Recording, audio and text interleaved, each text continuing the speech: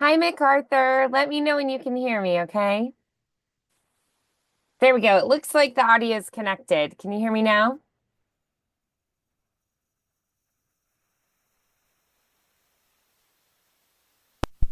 Okay, I can hear you. There we go. Okay. Perfect. Yeah, it just took it a second.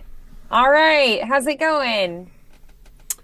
It's going good. Better Good. ish. Your voice is feeling better? Yeah, it was like, cause it's like my whole left side from like my ear, like the inside of my ear hurting down Oh, to like the left side of my throat. And like, no. it's like, like my throat doesn't hurt now, but like my jaw and like the inside of my cheek hurts when I like open it up. So I'm just like, Oh, what the weird. heck is happening right now? Oh, man. Yeah. Yeah.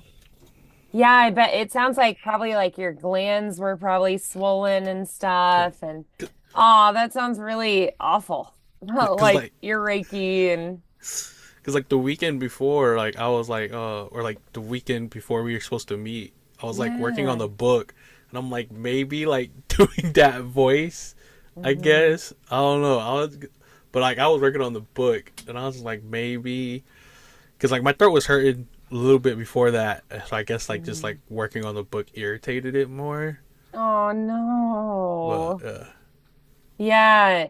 Yeah, so I would say the only time I really recommend just totally resting your voice, just saying, "Hey, not going to use it, like just going on vocal rest would be when it's painful. So if you try to use your voice and it just feels painful, that's when I'd be like, okay, yeah, probably just go on vocal rest and don't use your voice.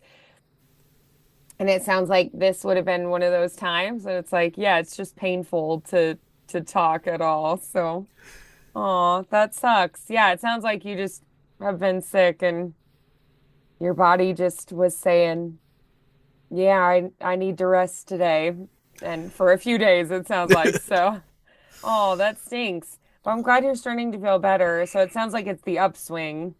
yeah, most So it definite, most still isn't definite. like perfect at this point, but you're definitely at the better end of it. So, oh, that stinks though. I mean, you sound okay to me. Um, does it feel like okay enough to be working on Yeah, stuff today? yeah, most Okay. definite. All right, good. I'm glad to hear that.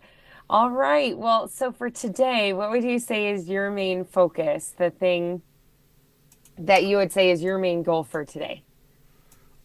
Definitely getting like just by practicing those three scripts that we did and just like getting those tones and voices down and Hmm. making sure like those three are good. I would say that's my goal because like Okay.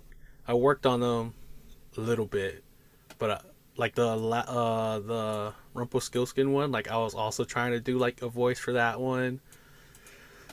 So like I worked on them a little bit, but okay, like I was just like I'm just gonna stop. Yeah. No, I get it. That totally makes sense. Um, so for today, do we want to keep working on the book then? I'm down with that. I'm down with that Okay.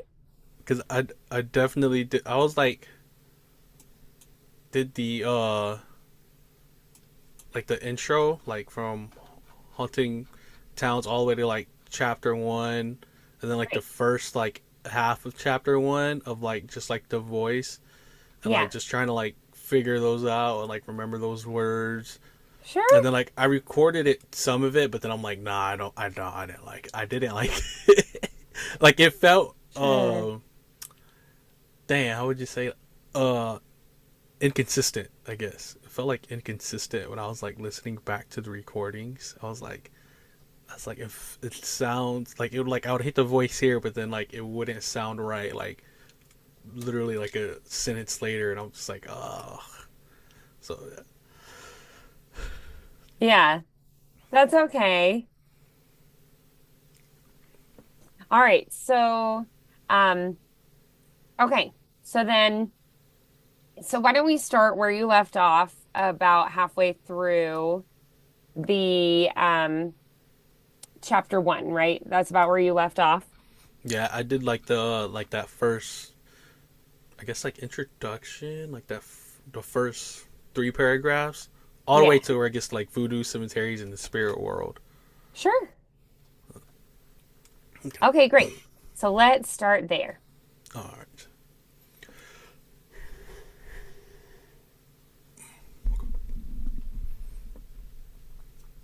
Voodoo cemeteries in the spirit world. No exploration of New Orleans would be complete without delving into the world of voodoo, a mystical and enigmatic practice that has shaped the city's cultural landscape. The infamous voodoo queen Marie Laveau, who is said to walk between the realms of the living and the dead, holds a central place in the city's voodoo history. We'll explore her legacy and the rituals that continue to be practiced in the heart of the city. New Orleans is also home to some of the most unique and haunting cemeteries in the world. The above ground tombs and ornate mausoleums in places like St. Louis Cemetery Number 1 provided a stark contrast to traditional burial practices. They have given rise to countless stories of restless dead. We'll venture into these eerie realms and examine the cultural significance of these distinctive burial grounds. Nice. Good. All right. So off to a great start there. Um, I would say one thing probably just I would like it to probably slow down just a hair. Gotcha. Okay. Particularly when you say maybe the names of things or more specifics of what's happening, like, the name of the lady who's the ghost or particular places, because if these are things I haven't heard about before, Okay. I want to be sure to retain those, especially if maybe I'm thinking, oh, I want to like go visit those places, that kind of thing. I'll want to remember what they are. Um, or if I want to go research them a little bit more. So just making sure that those are really clear. So maybe slow down when you say the names of the people, places, things, so that I can be sure to understand those, especially if I haven't heard them before. Yeah? Can we try Gotcha. that again? Gotcha. Okay.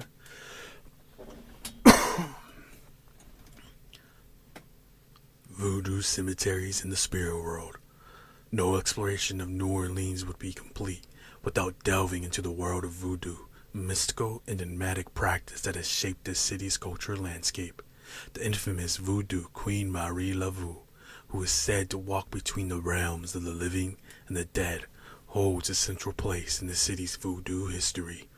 We'll explore her legacy and the rituals that continue to be practiced in the heart of the city. New Orleans is also home to some of the most unique and haunting cemeteries in the world. The above ground tombs and ornate mausoleums in places like St. Louis Cemetery Number 1 provide a stark contrast to traditional burial practices, and they have given rise to countless stories of the restless dead. We'll venture into these eerie realms and examine the cultural significance of these distinctive burial grounds. Okay, good. I like it. All right. How did that feel for you? It felt good. Felt good. I definitely know like some of these words. Like I'm like mausoleum always gets me for a reason. I don't know why. Oh, yeah. Sure. Yeah, so there are certain words that just are maybe you haven't said regularly and they're just a little trickier to articulate. So just making sure that those, again, you take a little bit more time on them to be sure that the articulation's there. But I definitely thought that was better at that time. I think you also can think about what's the meaning of those words. So, like a mausoleum is kind of I mean, it's just kind of a morbid thing, because it's like, oh, dead people are inside of this, you know? So I feel like it makes sense to kind of slow down on that, maybe be more reverent or a little more like in awe of it, or a little more like, ooh, it's really spooky, that kind of thing. Gotcha. Gotcha. Okay. Yeah. Cool. Cool. Cool. Okay. So let's go ahead and we're gonna try that one more time. And let's think about infusing it with a little more strong points of view. Okay. Copy that. Copy that. Voodoo cemeteries in the spirit world. No exploration of New Orleans would be complete without delving into the world of voodoo, a mystical and enigmatic practice that has shaped the city's cultural landscape. The infamous voodoo queen Marie Laveau, who is said to walk between the realms of the living and the dead, holds a central place in the city's voodoo history. We'll explore her legacy and the rituals that continue to be practiced in the heart of the city. New Orleans is also home to some of the most unique and haunting cemeteries in the world. The above ground tombs and ornate mausoleums in places like St. Louis Cemetery Number 1 provide a stark contrast to traditional burial practices, and they have given rise to countless stories of the restless dead. We'll venture to these eerie realms and examine the cultural significance of these distinctive burial grounds. Nice. Good. Yeah. When you say it came out kind of maybe like uh I don't know, it was just not as clear, it was kind of blurry, ornate. Just make sure Okay. I feel like it just kind of was glossed over like ornate, like it didn't Gotcha. get like very clearly articulated. So ornate, make sure that that's really clear. And then otherwise I would say um think a little more leisurely, like if you were an old man smoking a pipe as you told these stories, so you can take your time. Like you've got all the time in the world. You're, sitting on your porch, smoking a pipe, telling the neighborhood children all about these spooky stories or something. So like I would say like have a little more sense of ease because right now it has a little more sense of urgency, like, guys, these are scary Mm, things I have to tell you, right? Instead of like, oh yes, our gotcha. friendly neighborhood ghost. Like. You're not Gotcha. moving away. You're kind of fond of the spookiness. Okay. So, maybe like you just, have been sipping a glass of whiskey or something. You've got all the time in the world. Huh. Gotcha. Okay. Copy that. Copy that. Slow it down. All right. Ease into it. Okay. I got it. Got this. Got this. Voodoo cemeteries in the spirit world. No exploration of New Orleans would be complete without delving into the world of voodoo, a mystical and enigmatic practice that has shaped the city's cultural landscape. The infamous voodoo queen Marie Laveau, who is said to walk between the realms of the living and the dead, holds a central place in the city's voodoo history. We'll explore her legacy and the rituals that continue to be practiced in the heart of the city. New Orleans is also home to some of the most unique and haunting cemeteries in the world. The above ground tombs and ornate mausoleums in places like St. Louis Cemetery Number 1 provide a stark contrast to traditional burial practices, and they have given rise to countless stories of the restless dead. We'll venture to these eerie realms and examine the cultural significance of these distinctive burial grounds.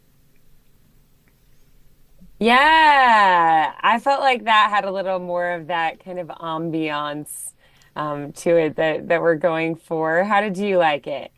I liked it. I liked it. It definitely also like helped me like kind of like read what was next. So like Oh, that. right, looking ahead a little bit Yeah. more. Yeah, it gives you a little bit more time to relax into it. And I would say too, if people want it to go faster, they'll speed it up on their player and they'll play it back faster at the faster speeds. My husband is someone that does that. He'll like two times speed it up, and I'm just like, whoa, no.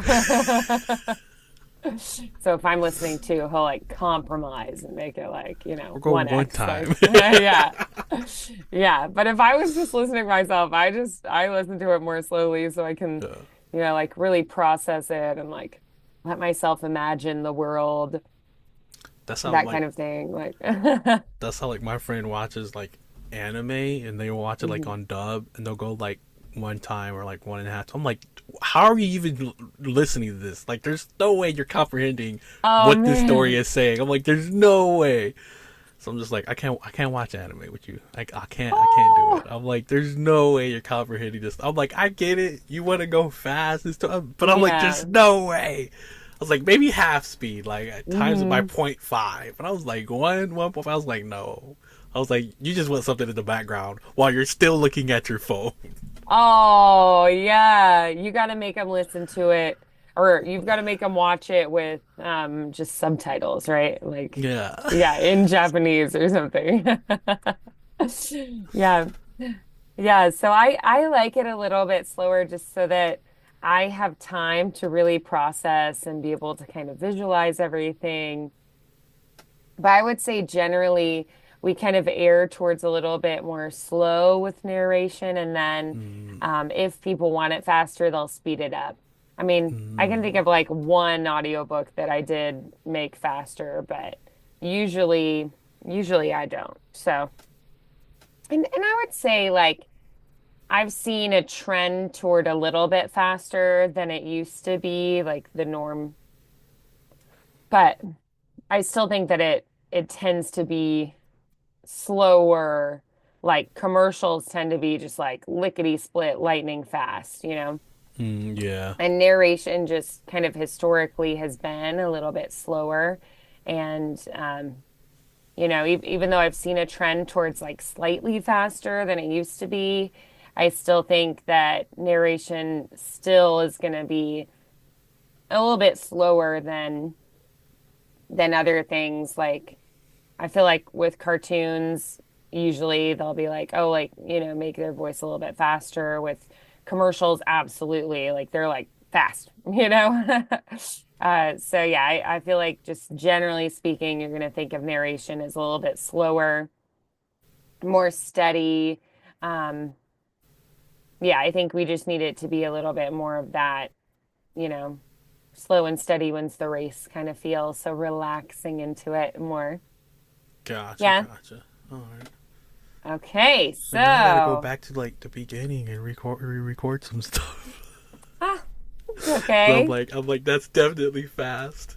I think I just like, Yeah. cause I feel like I'll start slow on like some stuff, and then I feel like I get nervous, and I'm like, all right, I gotta speed up right here. Oh. And go through Oh, it. yeah, that you kind of like get anxious and like, woo, Yeah. like start racing through. Yeah, so I think challenge yourself to breathe through your nose every time you inhale, and that'll Okay. help. Gotcha. Okay. All right. All Let's try that. right.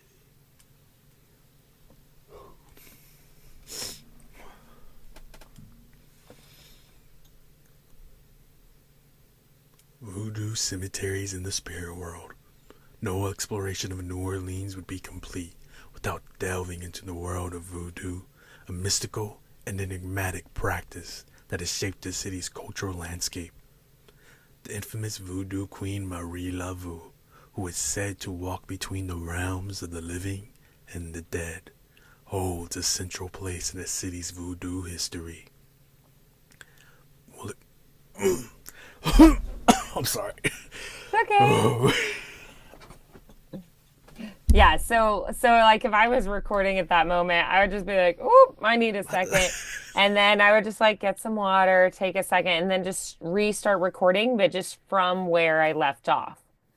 Gotcha. Okay. We'll explore her legacy and the rituals that continue to be practiced in the heart of the city. New Orleans is also home to some of the most unique and haunting cemeteries in the world. The above ground tombs and ornate mausoleums in places like St. Louis Cemetery Number 1 provide a stark contrast to traditional burial practices and have given rise to countless stories of the restless dead. We'll venture into these eerie realms and examine the cultural significance of these distinctive burial grounds. Good. Yeah, that was better. I thought that was a lot better. How do you feel about it? I liked it a lot. Then, but I would like breathe through my nose, and I'm like, oh, wait, am I taking too long? Wait, let me start right now. And I'm No. like, oh man. And here's the thing, if you do, you can just edit it, right? You can be like, "Oh, that pause True. was too Yeah. long," and you just make it shorter. I didn't even think about that. That's very true. Yeah. Yeah. All right, good. Let's continue from there. Keep that where you breathe through your nose and then you speak more slowly. And you breathe through your nose and speak more slowly. As we journey through New Orleans, we'll unravel the layers of history, voodoo, and a vibrant culture that combine to create a city like no other. The tales of hauntings and ghostly encounters in this bewitching city offer a glimpse into a world where the past refuses to fade away and the supernatural walks hand in hand with the living. New Orleans beckons us with its secrets, and as we explore its ghostly mysteries, we'll come to understand the endearing allure of haunted towns in America.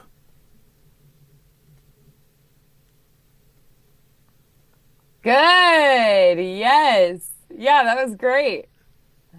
Awesome. So I think you're starting to get the handle on that. Excellent. Is there anything else that you would want to add to it, or do you like what you're doing there? I like it. I like it a lot. Good. Yeah. So just that one little trick of, okay, I'm going to breathe in through my nose. It slows down your breathing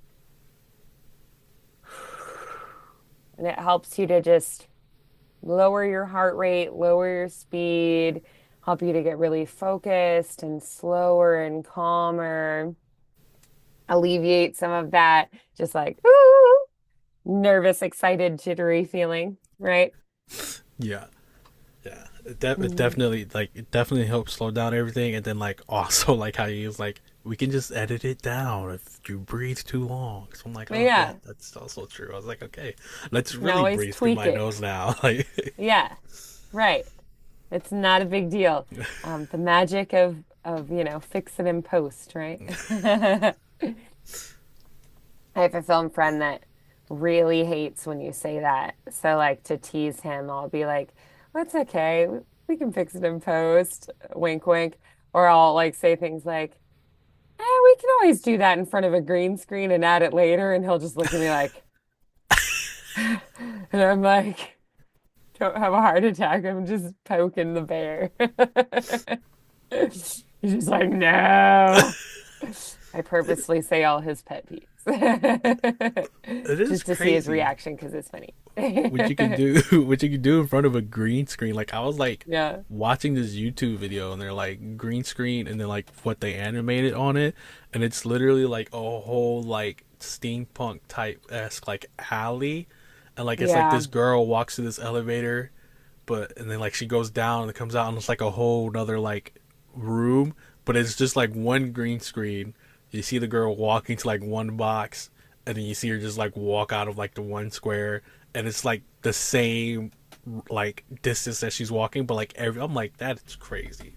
Like that's wild, man. Yeah, everything they can add and Yeah, change. And you're just like, whoa, where did all that come from? yeah. I mean, Yeah. I still like practical effects way better. I think Oh, that's yeah, I way do better. too. Yeah. Yeah, it's more I'm just teasing Jake when I do it because he gets so infuriated. He's like, no. But he's the videographer guy, so he's just like, no, it's better this way. All right, so we've got that slower pace. We are enunciating more. I would say for the enunciation, if you think of the final consonant of every word always being clear, that'll help. So just making sure that the very last sound of each word is very clear. So like if there's a T at the end, that it's a very strong T, or an R, or like as reasons their darkest, that it's um gonna have that really strong final moment. Yeah. Gotcha, gotcha. Okay. Yeah, so with still the breathing in through the nose, but then also adding having a really strong, clear final consonant. Gotcha. Mm, okay. Okay. That's gonna take a little practice. I'm not gonna lie. It's okay. Mm, interesting. Okay. You want me to just start from that same section, correct? Yep. Okay. All right. Oh, that's gonna. Oh, I am like just not so used to like, I guess, like just making sure every word is crisp. Oh, all right. I got you. That's light work. It's light work.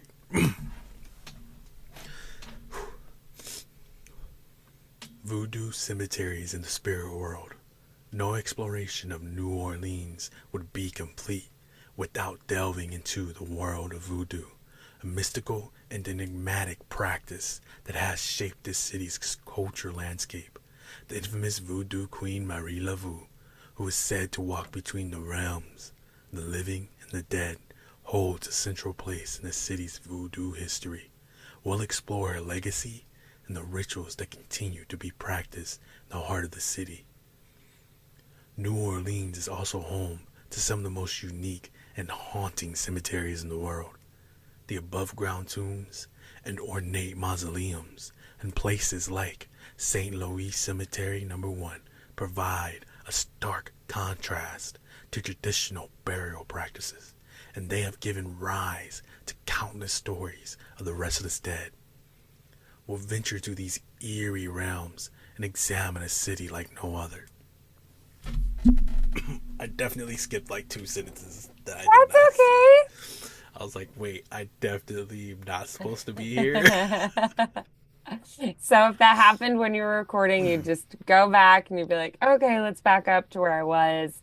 And you have a couple options. You could just record those two sentences and like insert them, or you can, if you catch it early, you could like stop, back up, and then start from where that would have been. Gotcha. Yeah, because I was like, Yeah. I went from like well venture into these eerie to like combined to. I was like, wait, that's so wrong. You're like, I does that was make like, sense? You're like, I I'm was missing something here. like, That's okay. I definitely felt myself like start off like fast, and I was like, whoa. I was like, I But you gotta can slow it adjust down. in the midst of it, right? And I would say that having variety makes it more interesting, right? Mm, So then it makes sense to, if it's okay to have a moment where you speed up because gotcha, then it gotcha. will have more of that variety, but then you notice it and you go, "Oh, okay, I'm going to slow that down." And so then it varies more, which is going to make it more interesting and exciting for the listener because they don't know what's going to happen. Yeah, so just when Mm, you catch yourself, slow it down. yeah, Yeah. because like I like went like the first sitting, I was like, man, I'm going really fast, but I'm like, I want to find it. I wanted to find like a place to like where it would make sense to slow down. So I was like, all right, I'm gonna slow down. When I introduced Queen Marie Laveau, I was like, that's where I'm gonna slow down. I was like, I kind of already started off fast. I was like, let's do this. Let's slow it down with an intro of Queen Marie Laveau. And I was like, but I was definitely like, oh, that was fast. Like that first, and I was like, oh, that was fast. That was really fast. I was like, I did not breathe at all. But then also that's uncomfortable, and we don't want that because your discomfort will be sensed by the listener. So if you feel at Mm, ease, if you feel relaxed, they're going to feel that too. gotcha, gotcha. Yeah. So let's go ahead and try that again. And before we even start, I want you to take a deep breath in and a slow, let all the breath out, and then do an inhale through your nose and then start at that slow, steady pace.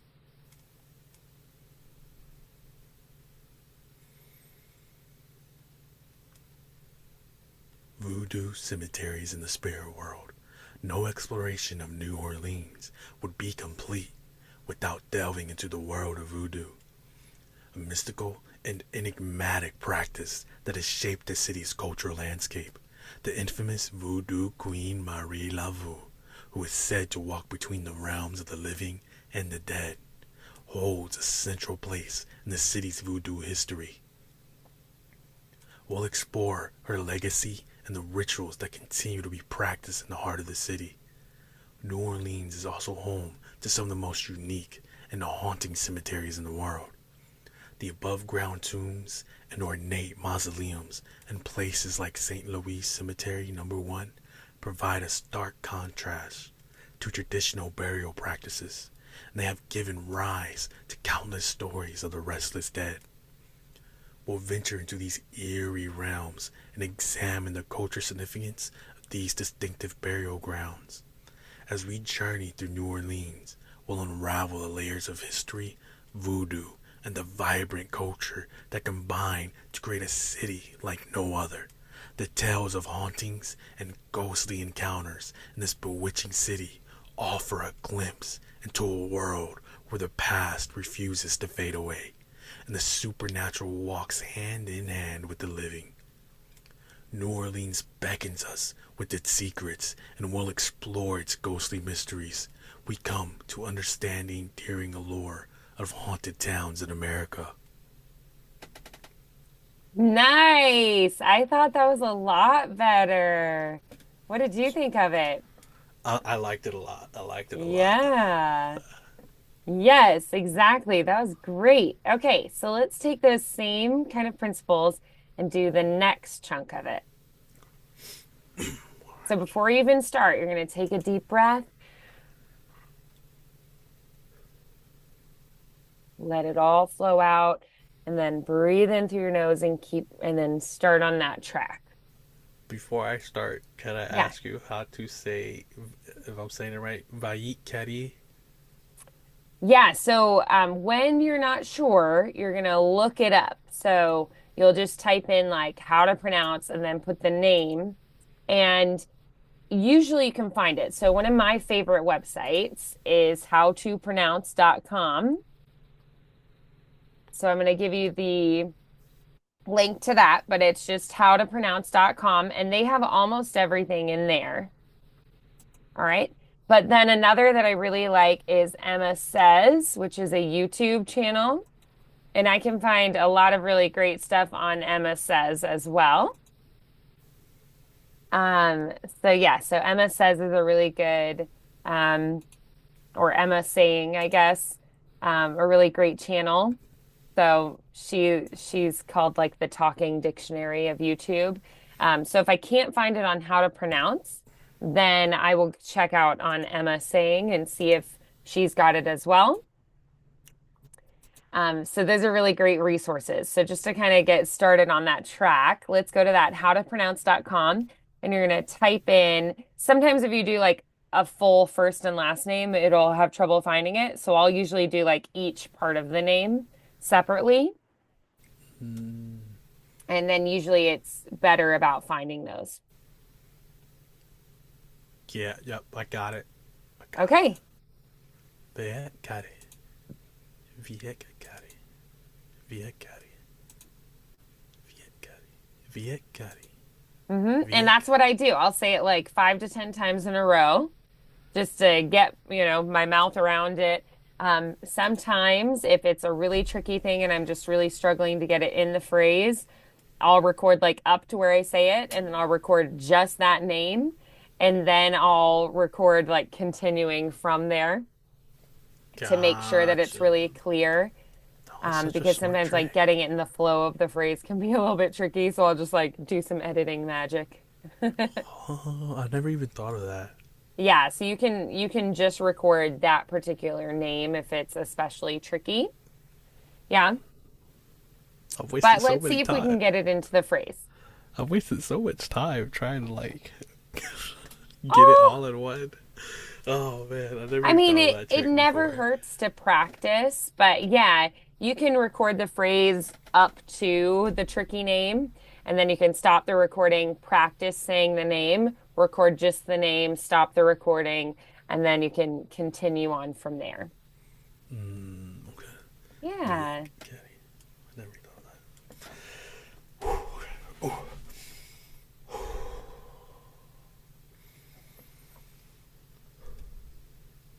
the French Quarter, a hub of paranormal activity.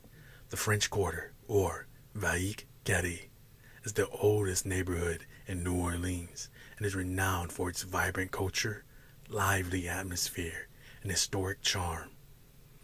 While it's famous for its street performers, live music, and delicious gâteaux and Cajun cuisine, it's also the epic center of many of the city's paranormal stories and ghostly encounters.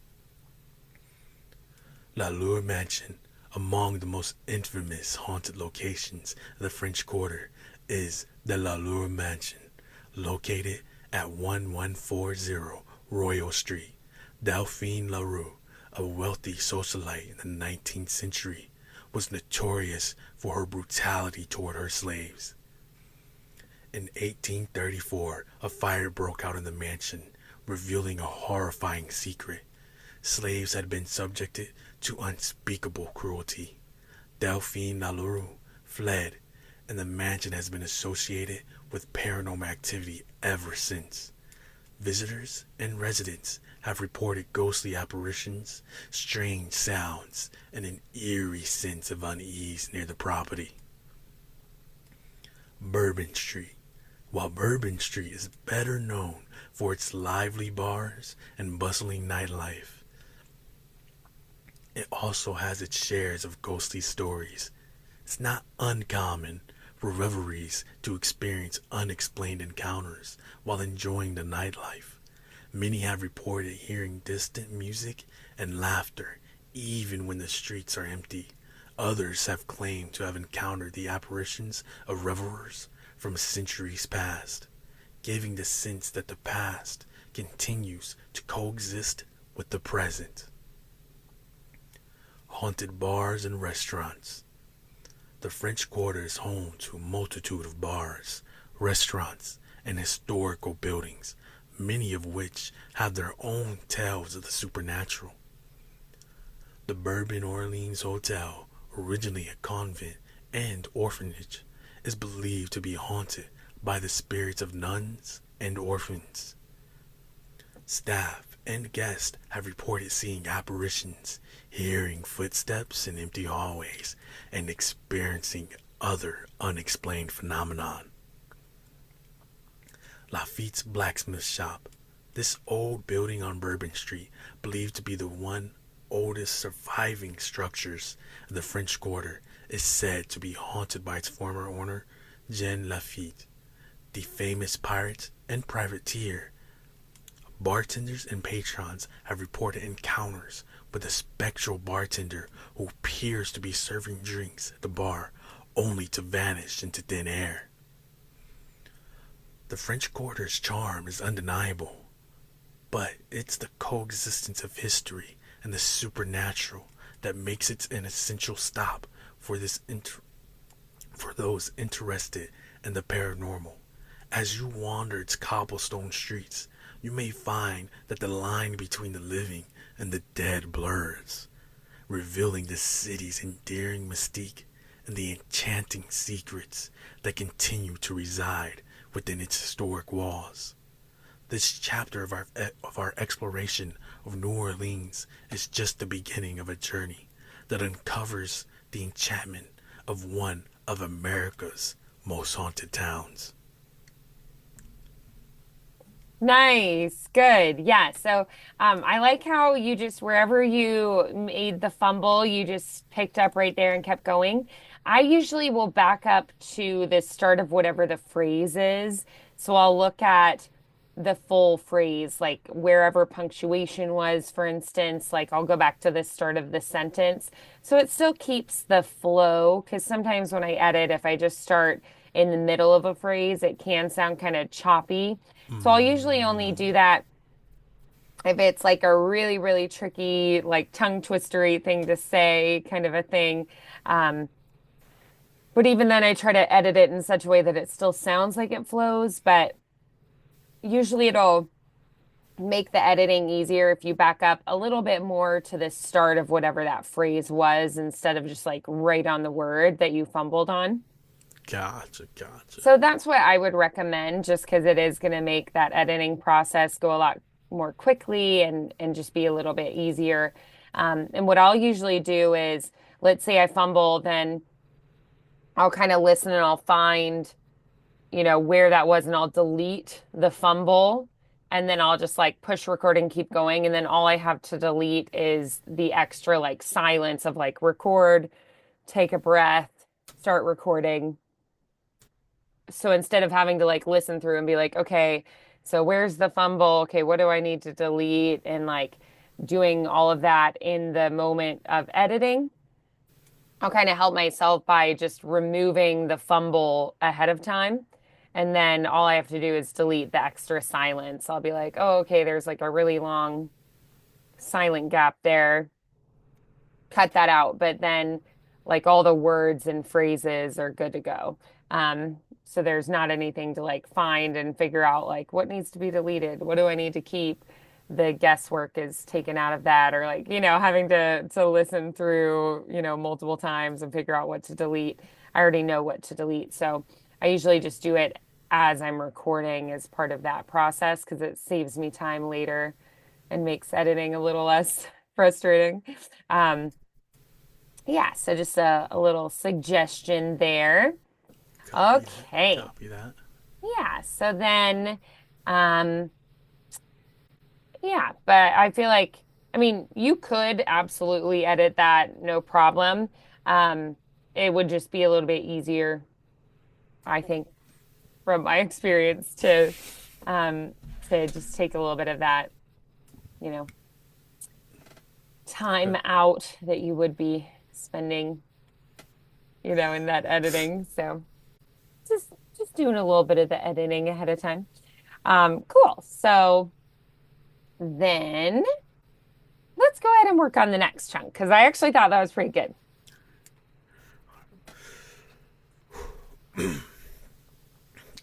Do you want like, because like this next chunk is like a header, a paragraph, and then it goes to like three different like list. Mhm. And do you want like that whole chunk until like the next big header? Yeah, let's do it.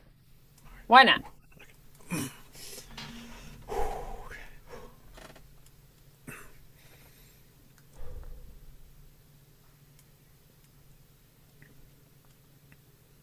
Haunted plantations, slavery, and the supernatural. While the French Quarter of New Orleans is the heart of the city's paranormal activity, the outskirts of the city harbor their own secrets, often entwined with the history of slavery in the American South. Here, grand antebellum plantation with the picture square mansions and lush grounds bear witness to a history marked by both beauty and darkness. The Myrtles Plantation, located in St. Francisville, Louisiana, just a short drive from New Orleans, the Myrtles Plantation is often regarded as one of America's most haunted homes. The plantation boasts a history filled with intrigue and tragedy. The mansion is rumored to be haunted by several spirits, including that of Chloe, a former slave who met a gruesome end. Guests have reported encounters with her ghost, as well as other unexplained phenomena, such as phantom footsteps, voices, and eerie apparitions. Homos House, situated in Darrow, Louisiana.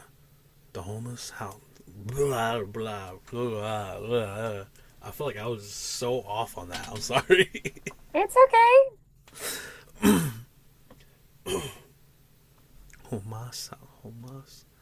Homos. Homos House. Homos House. I don't know why that word sounds so weird to me. Homos House right now. Homos House. Homos House. Situated down Louisiana.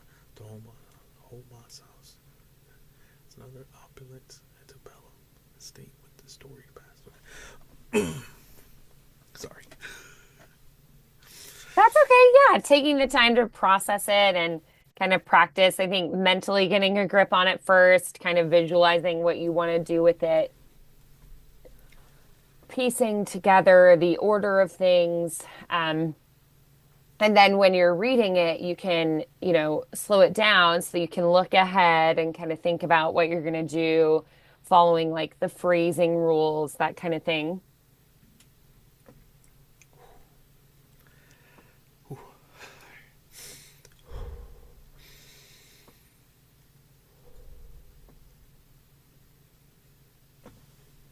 Homa's house, situated in Darrow, Louisiana. The Homo's house is another opulent antebellum estate with a storied past. The mansion and its sprawling grounds tell tales of love, loss, and the lingering echoes of history. The spirit of a former owner, John Burnside, is said to still inhabit the property, and visitors have reported ghostly encounters and a sense of being watched by unseen eyes. Oak Alley Plantation, known for its iconic avenue of ancient oak trees. Oak Alley Plantation near Vatry, Louisiana, is a stunning example of an antebellum architecture. Although it may be famous for its breathtaking beauty, the plantation also has its share of ghostly stories. Apparitions have been reported, and visitors have claimed to experience unexplained cold spots and voices that seem to echo from the distant past. These plantations, with their idyllic appearances, hold within their walls the history of a bygone era when the institution of slavery thrived.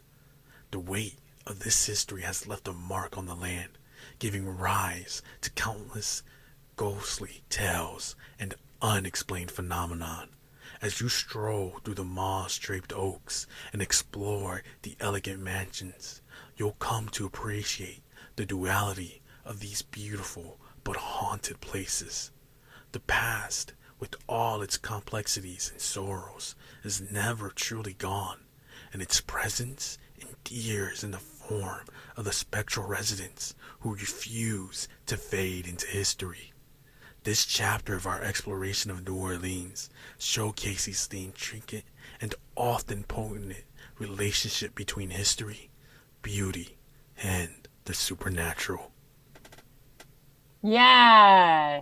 I really liked there too. I thought you did a really nice job with emphasizing those key words like refused, right? Like you leaned into that and I really liked that where you had a really strong handle on which of these words are the most important, which of these words do I want to really bring out and make sure that the audience hears. Yeah. So I really liked that. So a lot of the time, when in doubt, you can think of emphasizing the nouns and the verbs because those are the people, places, or things that are important, and then also the action words. Yeah. So I thought you did a really nice job with that on this take of emphasizing those keywords and then also continuing to put strong points of view into them. Another thing that I sometimes will accent is like a descriptive word, like an adjective or an adverb sometimes can be good to emphasize as well. So also thinking about what are these keywords that I want to emphasize and bring out more and draw focus to because they are important for the audience to grab onto. So I thought you did a nice job with that on this take as well. Sweet. Yeah, good. A lot of positives here, a lot of good growth and like moving in the right direction. So what would you say is your number one key takeaway? Oh, definitely breathing. Definitely remember to like breathe through my nose and like take it slow because like again like just being able to take it slow like that Yeah. also allowed me to like look at words like especially like the last paragraph I wanted it to like really like hit of like a like especially like even like the first sentence when it was like slavery used to be thrived in but now it's like when we look back into it it has like stained like the land that it lives in, and like these people, like these slaves that were there, like the complexities of like what used to be, like it now hits them, and it's like still with like their souls, and like their souls and their spirits are like how like they use sorrow, like it's sad, like it's really sad what they had to go through, and like Mhm. it's still marking everything that you're going through, and it's like it might look beautiful, but also like remember that you're in a place that has a very ugly past, and so like being able to like breathe and like see those certain words and be like, oh, I definitely want like whoever's listening to this to like know like, oh, you're walking through this beautiful place, but remember like all Mm. those moss draped oaks and like elegant mansions, like there's a duality to that, like, Mhm. and so like just being able to like breathe like really allows me to like look at these words, and then Mhm. also like knowing I can breathe and kind of like take that longer pause, and then just kind of like edit down that longer pause if need to be. Yeah. Good. Good. I love that. Yeah. So yeah, I think multiple really good takeaways there. It wasn't just one. You had quite a few in there. So awesome. So I would say hang on to those insights and try to continue doing those as you continue working on this on your own. Um, so what would you say is maybe your goal between now and when I see you again? What are you going to try to accomplish or get done in that time? Definitely get the introduction and chapter one recorded like within like my voice that I feel like comfortable. Like I'm like, all right, Yeah. this is the voice that I want to use for like the whole book, and then also like making sure like I've slowed it down right. So I definitely want to get like the introduction to chapter one like completely kind of record it with like within my voice and being like, okay, I feel comfortable with the introduction to chapter one. Now let's move to chapter two and chapter three. hmm Yeah. Good. All right. Good. Excellent. Okay. So then looking ahead, what would maybe be a good time for us to meet then next? Is Monday morning a good time for you? Yes, I'm gonna Could be we completely do, yeah, honest with you. yeah. Um, I do not know what I was thinking last week. I don't know if I was like not feeling good. I don't know why I thought I was in PST time last week. I Oh, really it's don't. okay. Cause like I was in Georgia and I was just like, yeah, and I was like, wait, no, that was still the Oh, it same just got time mixed frame. up. That's okay. Yeah. No So, worries. but You yes, know, it's all good. All right. So would Monday at 10:30 be good? yeah, yeah, that'd Okay, be good. great. All righty. So I've got you down then. So that's the 16th. All right, perfect. So I will see you then. Have a wonderful weekend, rest of your week and weekend before I see you on Monday. This was really Oh, good work. So keep it up and I'll see you soon. and I also wanted to Yeah. say that it's already past Thanksgiving, but I am Oh, yeah. very thankful that you're like such a very patient teacher. Because Oh, like thanks. I've also like just from like YouTube videos, and then like also like other teachers that like while I had you, but like other teachers that I've tried to like specialize in like this one thing that like I wanted to do. Sure, They were yeah. very not unpatient, I guess you would say. So it's like very like, oh, you know what? I already have like a teacher I see on a regular basis. I'm just gonna like hopefully she's okay if I ask her all these other questions about something like this. Oh, So yeah. yeah, I just kind of want And to say there is like, absolutely nothing wrong. Like, I know teachers who are very strict about you must only see them. I'm not like that. I feel like, you can get insights and also affirmation by going to other teachers too, that maybe like you're on the right track or you're doing the right things. I had a student who went and did a workshop with a guy who's a coach from Seattle. And he was like, you know what? He was like, I spent all this money to go to this fancy workshop. And he was like, yeah, like it was good. It was like motivating and, it was a good thing to do. But he was like, he said all the same things you did and you charge me less and I like you and you're like where I live. And he was like, so he was like, I just same, was like, oh, I don't need him. But he was same, like, he really was happy he did it. He was like, I got to work with, other voice actors and like meet other people. And he was like, he felt like it was a positive thing. And I was not at all like unhappy that he did it. And, and he met other voice actors and he heard what they were working on. He was like, oh, I like could see so clearly like all the hard work like I need to put in, that I've been kind of slacking and I could see how good they are. And, I want to rise up to that. But he was like, he was like, I feel like, we work really well together and he says all the same things that you've said to me over, the time we've worked together. So he was like, I just decided, I'm good just sticking it out with you.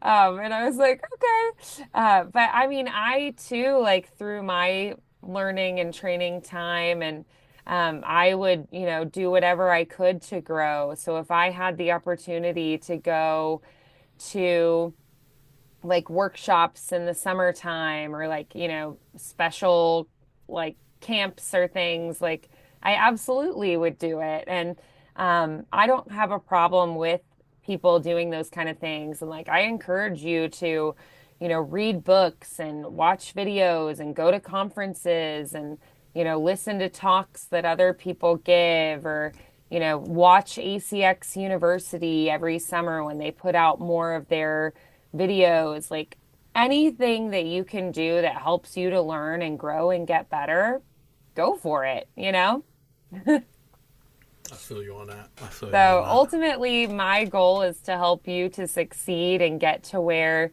you know, you have the skills that you need. I would say you never really like outgrow coachings. Like I've had students be like, wait a minute, you still go to lessons and things? And I'm like, yeah, of course I do. Even if it's not, as much like as I maybe did in other seasons of life, I still do it because it keeps you accountable. It helps you to stay on track. I feel like too, giving yourself constructive feedback. Sometimes like my coaches will be like, what would you tell one of your students? And I'll be like, I'd probably tell them this. And they're like, okay, now take those notes and do it again. Um, because like it's hard sometimes to listen to yourself and give yourself that kind of feedback. They'll pick up on things that maybe that you don't notice yourself doing that if it was Mm, somebody else, you maybe would, you know? So I feel like you really never outgrow coaching. You never, outgrow the need for constructive feedback and also just having someone in your corner, having someone who believes in you, having somebody who is on your side, who can write you recommendations, who can be a good reference for you. I feel like that's such an invaluable thing.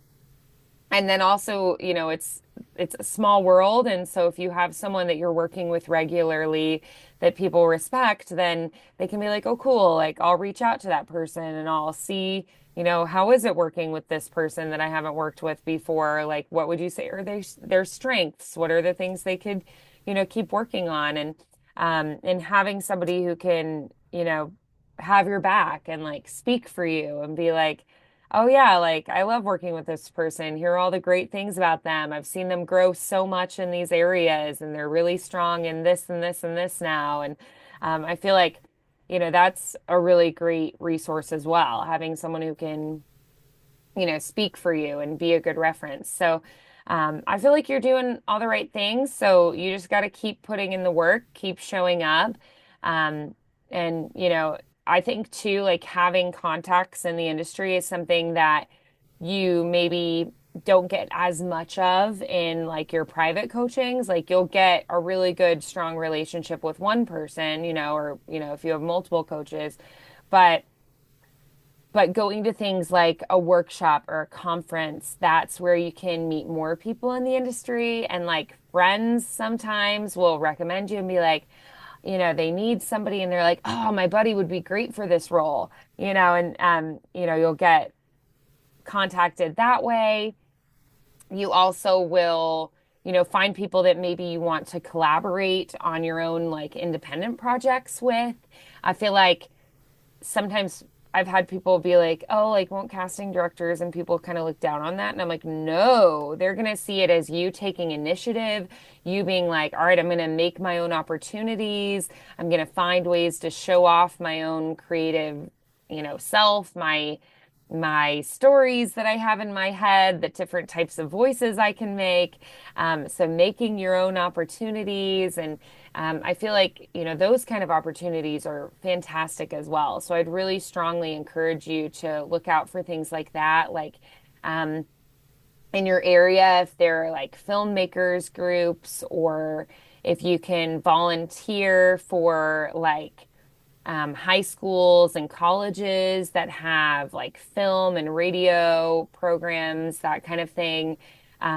Reaching out to those, just kind of telling them that you're nearby and that you'd love to volunteer to help with some of their projects. And just kind of being open to that kind of thing, because students are going to be the professionals of the field, you know, in just a year or two, just down the road, they're going to be the working professionals. So developing strong relationships with them now is a great idea. Um, so yeah, I would say probably the next thing I'd recommend with that is developing relationships. And a lot of people just call it networking, but I feel like for some reason networking is kind of a scary word to a lot of people. So instead, I like to think of it just as you're building relationships with people who are actively in the industry, which also I think can be really encouraging, because I feel like so many people are like, oh, it's so competitive. Like, you can't make it in this world. Like, it's overcrowded, da da da da. Like, people are really negative about it. And I feel like that doesn't matter. Like, it doesn't matter because there are always more jobs. They always need more people. Every voice is unique, and so it's like the stories that are meant for you to tell are going to be yours, and they can't be anybody else's, right? So when one door closes, it's like, that's okay because there's another that's meant for me. That one maybe was meant for someone else to tell that story, but this other one is going to be meant for me to tell that story. So, um, yeah, so I would say the next thing I'd really recommend is building those relationships with other people in the industry. Yeah. Copy that. Copy that.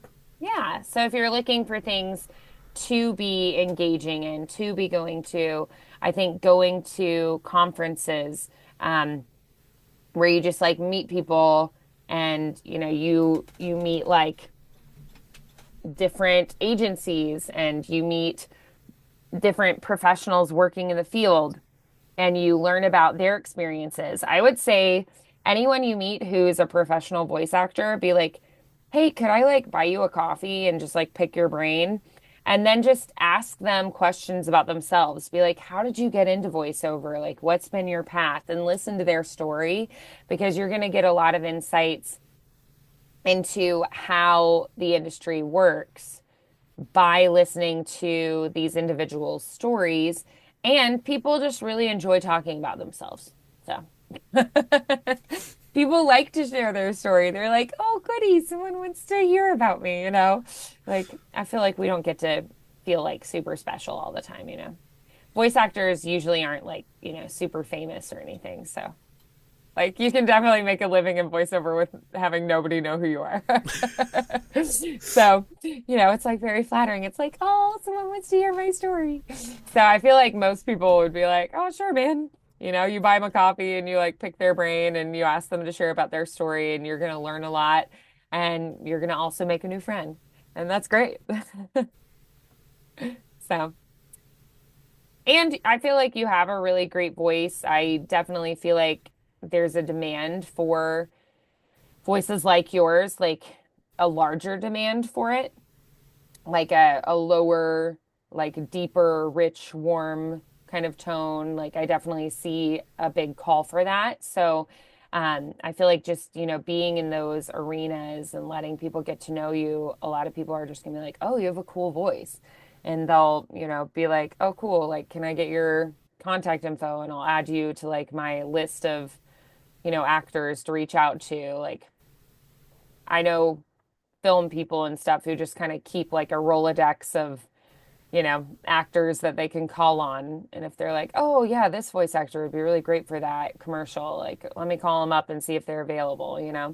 Um, and then depending on your contract with your agency, once you have them, like I have it in mind that I can also find myself opportunities outside of them and not have to give them a commission. Though sometimes I'll send people to them if I like want my agents to fight for me and like negotiate for me. So Mm, kind of depends on the situation. But um yeah, like if they're like, "Oh, we'll give you $50." I'm like, "You'll have to contact my agent about that. Thank you." And then I give them their info. But if they're like, "Oh, we'll pay you 2K like off the bat," I'm like, "Cool." And then I don't have to give them a commission, you know. I feel you on that. So, I feel you yeah. on that. But yeah, contacts I feel like are important, and it's not about, just like making connections for money. It's about like actually having relationships. So like if they talk to you about their dog, like try to remember that. If they Mm, mention their grandkids, try to remember that because it's building actual relationship that's going to be invaluable to you. Okay? gotcha, gotcha. Yeah. And I feel like too, like people are busy and everything, but it really is a small world. So if you like meet somebody and then the next day you've forgotten them and you like introduce yourself to them again, they're gonna be like, I didn't even remember meeting me yesterday. You know? So I remember when I was a lot younger than I am now, I was so nervous on the first day of a like theater job and I just was really anxious and I was just like trying to like get through that first day. And I had met this one person and I didn't remember it. So I like reintroduced myself to her later and she was so offended and like still to this day holds it against me. And I'm just like, I am so sorry. Like I really, really am. But she still gets on to me about it. And like we've worked together multiple times and she like very begrudgingly will be like, and like poke me with it. And I'm like, I hope we're okay. And you're just like, still teasing friendly in a friendly way. But yeah, she still to this day remembers it and talks about it. And I'm like, oh. So yeah, you'll definitely want to make sure that you are remembering people when you meet them and are remembering things they tell you and are actually like developing friendships. Yeah. And I was like, I met a lot of other new people that day that I remembered. Sorry, Tiffany. Yeah, but it's life. It's fine. I feel you on that. True point, true point. So, yeah, I was like, man, I probably met like 50 people in like 30 minutes that day.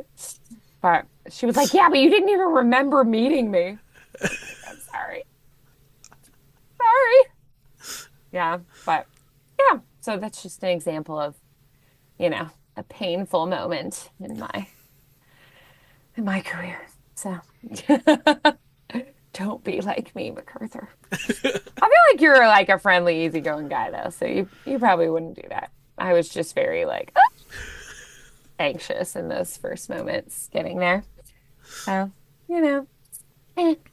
But yeah, think of it as relationships, not networking, and it's better.